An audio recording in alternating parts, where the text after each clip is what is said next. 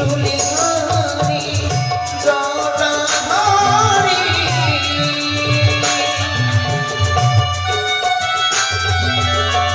যাবো পিতা পয়সা যাবো পিতা পয়সা যাবো পিতা পয়সা যাবো পিতা মহিষা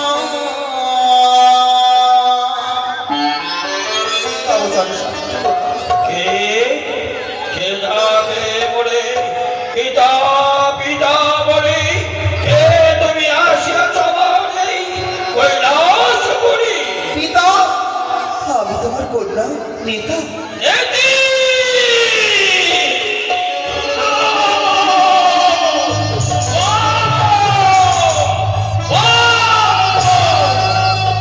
নেতি প্রতিদিন ধৌত করে আনিস বস্ত্র সময় অন্তর আজ এখানে এত বিলম্ব হল তোর পিতা গো হ্যাঁ আমি জানতে চাই নেতি প্রতিদিন সময় মতো ধৌত করিস বস্ত্র আমার হস্তে অর্পণ করিস কেন আজ এত বিলম্ব হয়েছে পিতা গো আমি কি করি আমি দিনের উপায় তুমি তো জানো পিতা আমার একমাত্র সন্তান ধনঞ্জয় তোমার ধনঞ্জয় ধনঞ্জয় কি করেছে সে যে আমাকে বড় বিরক্ত করেছে তাই আমার এত বিলম্ব হয়েছে ও তাহলে আমার প্রাণের নাতির জন্য বিলম্ব হয়েছে হ্যাঁ শোন নেতি আমার নাতির জন্য বিলম্ব হয়েছে বলে আজকের মতো আমি তোকে ক্ষমা করলাম তবে সাবধান এরপর যদি বিলম্ব করিস তাহলে আমার কন্যা বলে আমি তোকে ক্ষমা করবো না কথাটা যেন স্মরণ থাকে পিতা গো এই বস্ত্র আমি জানি তোমার মন খারাপ হয়ে গেছে কিন্তু এই বস্ত্র উপরে নিশ্চয় তোমার মন ভালো হয়ে যাবে এই যে দেখো না পিতা আমি কত সুন্দর করে বস্ত্র ধৌত করেছি বাহ, সুন্দর অতি সুন্দর ধৌত করেছিস বস্ত্র কি সুন্দর আমার এই বাগাড়ম্বর এত সুন্দর ভাবে ধৌত করেছিস আমি কোনোদিন ভাব না না না না না এত সুন্দর ভাবে ধৌত করা আমার ওই নীতি বেদির পক্ষে সম্ভব নয় আরে আমার বাগাড়ম্বরে দেখতে পাই আমার দেব সমাজে যত দেব রয়েছে প্রত্যেকের মূর্তি সুন্দরভাবে অঙ্কিত তা ওই নীতি বেদির পক্ষে সম্ভব নয় আমি তাকে জিজ্ঞাসা করবো কে বস্ত্র ধৌত করেছে বল বল নীতি সত্যি করে বল আমার এই বাগাড়ম্বর কে ধৌত করেছে পিতা গো তুমি জানো না এই আকাশের সকল জীবনের বস্ত্র আমি ধৌত করি এই বস্ত্র আমি ধৌত করেছি অসম্ভব প্রতিদিন প্রতিদিন ধৌত করিস বস্ত্র কাঁচুরিয়ার ফোর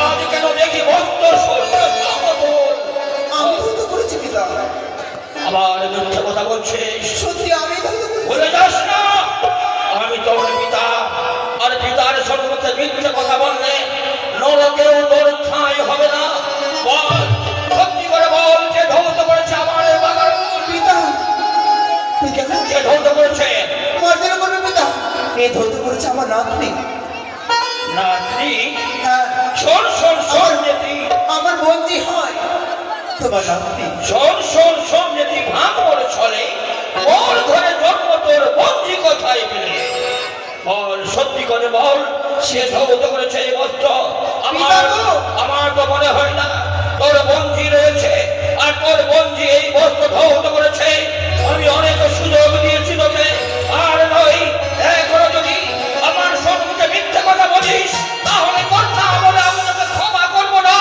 এই কৃষ্ণের আঘাতে তোর প্রাণ আমি শেষ দিয়ে দেব। আমার ছেলে কোন পিতা আমি সত্যি বলছি তোমার তুমি চলে ধরে আমার বঞ্জি সেই হলো বন্ধ নগর দিয়ে এসেছি সেই উষা যে আমাদের ভগ্নী মনসা মন্ত্রকে তাদের জন্ম দিয়েছে ওই মোট ধাবা থেকে এসেছে তোর কন্যা তোর বঞ্জি সে এত সুন্দর বস্ত্র ধৌত করতে পারে তাহলে তো দেখতে হয় তার বঞ্জি যদি এত সুন্দর বস্ত্র ধৌত করতে পারে এত সুন্দর মূর্তি অঙ্কিত করতে পারে তার রূপই বা কেমন গুণই বা কত শোন নাকি এই মুহূর্তে তোকে ছুটে যেতে হবে তোর আলোয়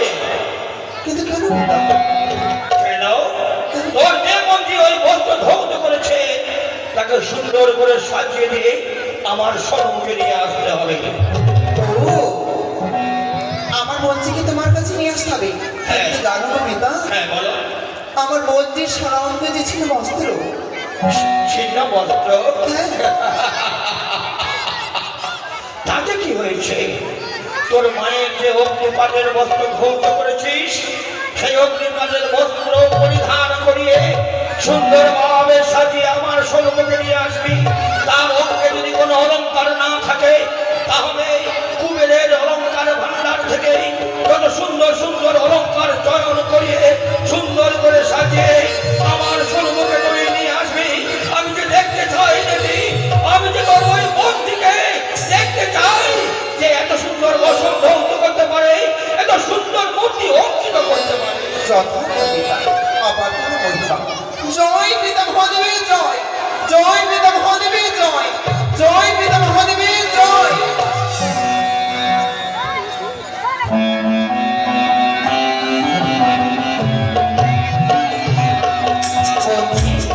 বলো মাসিমা, এসো মা। আমি তোমাকে নিয়ে যাবো সেই আমার পিতার কৈলাসে। চলো সেই পিতার কৈলাসে আমার পিতা মহাদেবের যদি তুমি যদি মন জয় করতে পারো, তবে নিশ্চয়ই তোমার স্বামীর প্রাণদান ফিরিয়ে পাবে মা। চলো তবে এসো।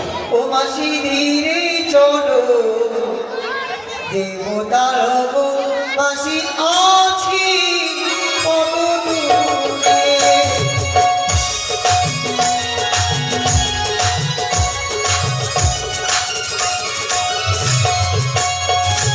ছয় মাসের উপবাস চলিতে না পারি,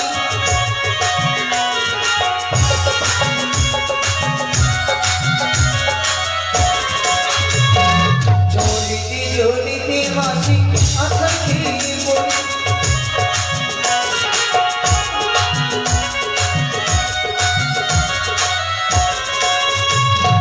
করিয়া নইয়া চল কৈলাস পুরী,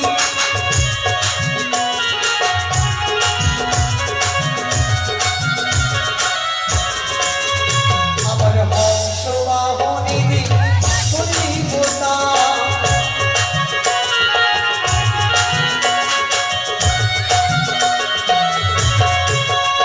আবার হংস বাহনে দেখো দেবী সরস্বতী।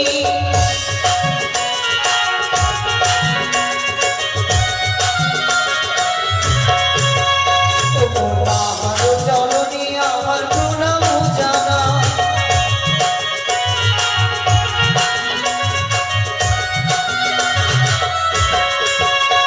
ও বাহনের পথি দেখি কিসের দেবতা।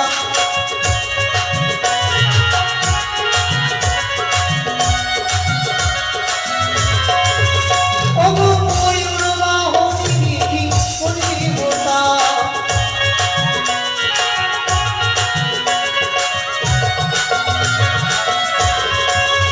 আরে ময়ূর বাহনে দেখো দেবতাকে।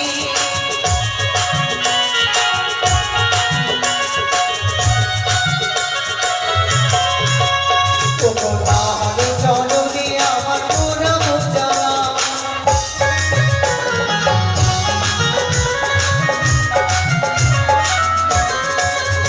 ও গো সিংহের বাহনে দেখি কোন দেবতা।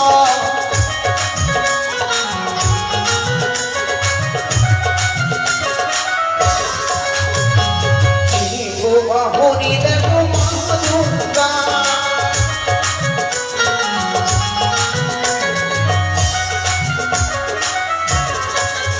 ও গো তাহার জননী আমার প্রণাম জানা।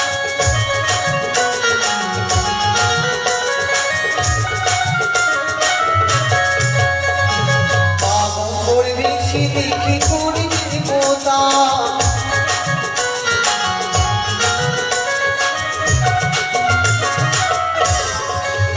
বেহুলা, ওটা কে মা? তুমি তাকে পাগল বলো না। জানো সে বাগম্বর বেশি ফিরে রয়েছে, তিনি তো আমার পিতা মহেশ্বর।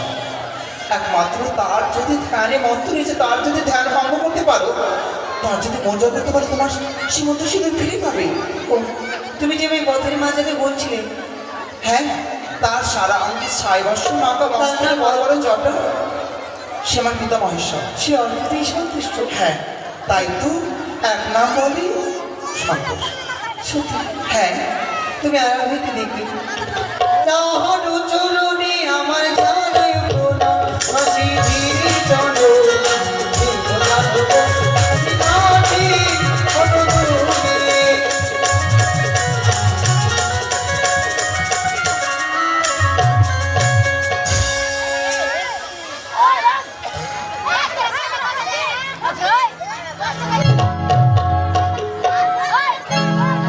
কে বাবা তুমি? জানি না কো আমি আসিয়াছ কথা হতে, তাহাও জানাবো। তবু তবু ভক্তি স্তুতিতে হইয়া সন্তুষ্ট দেব পঞ্চান করিছে আশীর্বাদ প্রদান। তব শঙ্খচিনুর অবশ্যই থাকিবে অক্ষয়। কি বললে রে? বলিও হে দেব এ কথা সম্ভব ছিড়ে গেছে বিধির বাঁধন। বলি ওহে দেব কথা সম্ভব ছিড়ে গেছে বিধির বাঁধন।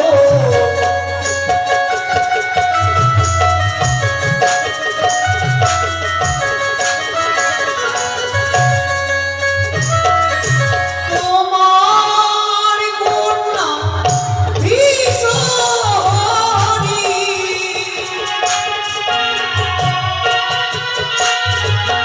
তোমার কন্যা ভীষণী অধিক ছিল চুরি করিলে ওহে দেব কথা সম্ভব ছিড়ে গেছে বিধির বাঁধন।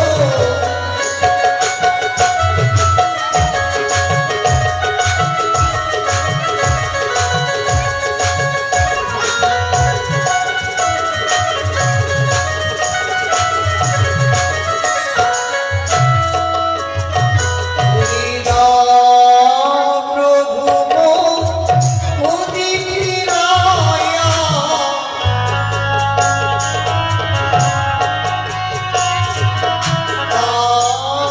প্রভু মোদি ফিরায়া তুমি প্রভু মোদি ফিরায়া দিল গিরিদি খোদা তুমি প্রভু মোদি ফিরায়া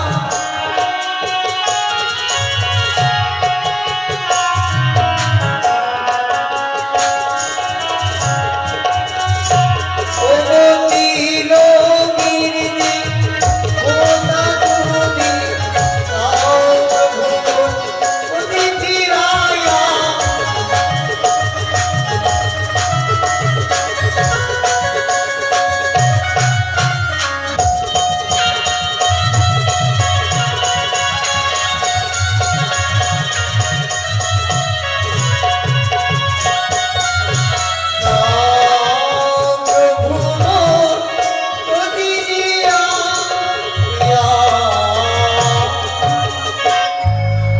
শোনো মর্তবাসিনী, তোমার ভক্তিতে সন্তুষ্ট হয়ে আমি যখন আশীর্বাদ করেছি, আমার আশীর্বাদ তো কোনোদিন ব্যর্থ হতে পারে না। তুমি কথাই বলে কর্মেই কপাল ফলে। শোনো মর্তবাসিনী, তুমি যদি আমার কথা মতো কর্ম করতে পারো, অবশ্যই তোমার কপাল ফলবে, অবশ্যই তোমার মৃত স্বামী তুমি পুনরায় ফিরিয়ে পাবে। মর্তবাসিনী, তুমি আমার আত্মপরিচয় দেব। তোমার পরিচয় আমি তো এতক্ষণ পর্যন্ত যা জেনেছি, তুমি মর্তবাসিনী। তোমার পরিচয় আমার প্রয়োজন নেই। তুমি আমার ভক্ত, তুমি এত সুন্দরভাবে আমায় প্রণাম করেছো ভক্তি ভরে, আমি তোমায় আশীর্বাদ করেছি। আমার আশীর্বাদ কোনোদিন ব্যর্থ হবে না। তাই হবে। তবে শোনো কন্যা, বল। আমি কর্মের কথা তোমায় বলেছিলাম, হ্যাঁ, কর্ম করতে হবে। যদিও কর্ম খুবই কঠিন, তবুও তুমি পারবে, আমার বিশ্বাস। বলো তো, তুমি কি নৃত্য গীত জানো? জানি, অবশ্যই আমি জানি। তাহলে শোনো, আমি সব দেবদেবীকে আমার এই কৈলাসে নেমন্তন্ন করে ডেকে পাঠাবো। সবাই যখন আমার কৈলাসে প্রবেশ করবে, সেই দেব সমাজের মাঝে তোমাকে সুন্দরভাবে নৃত্য গীত পরিবেশন করতে হবে। তাই। আর তোমার নৃত্য গীতের মাধ্যমে সব দেব দেবীকে যদি তুমি তুষ্ট করতে পারো, সবাই মন প্রাণ খুলে তোমার আশীর্বাদ করবে। সব দেব দেবীর আশীর্বাদে তোমার মনের আশা পূর্ণ হবে, তোমার মৃত স্বামী পুনরায় প্রাণ ফিরে পাবে। তাই আমি অবশ্যই স্বামীর কারণে আমাকে যা কিছু করতে হয় আমি সকল কর্ম করবো। কিন্তু সত্যি বলেছ, তোমার পরিচয় জানার আমার বড় ইচ্ছে হয়। মর্তধামে এমন, এই কলিযুগে মর্তধামে এমন কন্যাও রয়েছে যে তার স্বামীর প্রাণ ফিরিয়ে নেওয়ার জন্য অকুল সাগরে ভেসে ভেসে আমার কৈলাসে এসেছে। বলো, তোমার পরিচয় দাও। তুমি সবল করো। আমি বলি শুনো, তুমি দিন মহিষা সত্য কথা কই তোমার বচন। বানে রাজার ঘরে জন্ম, বানের কুমারী, বলিয়ে পিতা সম সানাম ধরি, নানা রকম অলঙ্কার অগুর জল ধরে, মনিকে করে দাও শিবরাত্রি দিনে। সেই পুণ্যে গিয়ে শুরু করি, প্রধান নর্তকী হই ইন্দ্রবিদ্যা ধরি। দিবের নির্দেশ লেখা ছিল কপালে, নিত্যকালে প্রতাপতি টুটাইল তালে। ও বিচারে সাপ দিল দেব পুরন্দর, ওই নরলোকে থাকিবারে দ্বাদশ বছর। সেই ছলে প্রতাপতি হরিণী নমন, করিয়া জন্ম দিল সাই রাজার ঘর। শোনবা শাশুড়ি মোর শ্বশুর চাঁদ, তার ঘরেতে জন্ম দিল অনুরুদ্ধ লক্ষিত। কাল রাত্রে অপুর প্রভু কাল নেশাভাগে, নহমাসুরে প্রভুকে খাই কালে সাপে। সেদিনে হইতো উপবাসী ভাসিল সাগরে, ভাসিতে ভাসিতে নাম কৈলাস মাঝে। যত দুঃখ পাই আমি হাসিতে তাই, শত শত দ্বীপ জ্বালিয়ে আমি তবু পাই। তবু কন্যা মধ্যবতী করিলে এমন দুর্গতি, অজ্ঞানের চক্ষু দৃষ্টি করলো মর্তধামে প্রধান শিষ্য মোর চাঁদ সদাগর, তাহারই কনিষ্ঠ পুত্র দুর্লভ লক্ষিন্দর সম্পর্কে তুমি নাদ বউ মোর। এসো এসো নাদ বউ, এবার আমার পক্ষে এসো। চন্দ্রধর যে আমার পুত্র, লক্ষিন্দর যে আমার নাতি, তাকে তুমি হারিয়ে ফেলেছ। আমি তোমায় কথা দিয়েছি, কথা অবশ্যই রাখবো। এই মুহূর্তে আমি নারদকে স্মরণ করে সব দেব দেবীকে নেমন্তন্ন করতে পাঠাবো। এসো, আমার পার্শ্বে বসে তুমি অপেক্ষা করো। না, আর বিলম্ব নয়, এই মুহূর্তে আমি দেবর্ষি নারদকে স্মরণ করবো।